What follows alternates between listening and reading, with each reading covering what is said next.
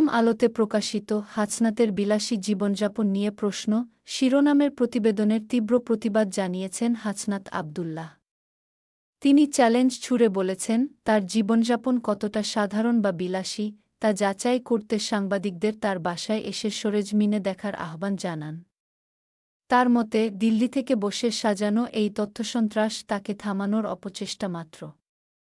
তিনি বলেন, থেমে যাওয়ার হলে বহু আগেই থেমে যেতেন, কিংবা অন্যদের মতো ভারত ও এর আনুগত্য করে ক্ষমতার পথে হাঁটতেন। কিন্তু ক্লিন ইমেজের আওয়ামী লীগকে ফিরিয়ে আনার বিরুদ্ধে তিনি জীবনবাজি রেখে লড়ে গেছেন একাই। হাসনাত বলেন, বিলাসী জীবন যদি চেতনা হতো তাহলে যুদ্ধ করতাম না, আপস করতাম গু। তার দাবি, তার ব্যাংক হিসাব ও ট্যাক্স রিটার্ন সবকিছু জনসাধারণ ও কর্তৃপক্ষের জন্য উন্মুক্ত। তিনি খোলাখুলি চ্যালেঞ্জ ছুড়ে দিয়েছেন, কেউ যদি $1 দুর্নীতির প্রমাণ দিতে পারে, তবে তিনি চিরদিনের জন্য রাজনীতি ছেড়ে দেবেন।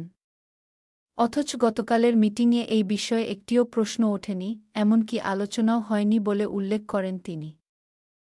সবশেষে হাসনাত বলেন, ভারতীয় আধিপত্যবাদের বিরুদ্ধে কথা বলার ফলেই তার বিরুদ্ধে মিথ্যাচার ছড়ানো হচ্ছে। তিনি আরও বলেন, আমাকে থামানো যাবে না। যতদিন বেঁচে আছি, দিল্লির সাম্রাজ্যবাদ ও আওয়ামী লীগ একনায়কতন্ত্রের বিরুদ্ধে আমার লড়াই চলবে, ইনশাল্লাহ। তার এই স্পষ্ট অবস্থান ইতিমধ্যেই সামাজিক যোগাযোগ মাধ্যমে আলোচনার ঝড় তুলেছে। নূর নিউজে আপনি প্রতিদিন পাবেন নিরপেক্ষ বিশ্লেষণ, সময়োপযোগী খবর এবং অজানা অনেক তথ্যভিত্তিক প্রতিবেদন। সত্যের আলোয় চলতে চাইলে এখনই সাবস্ক্রাইব করুন আমাদের চ্যানেলে এবং বেল আইকনটি চাপতে ভুলবেন না, তাজা খবর সবার আগে পেতে। ধন্যবাদ।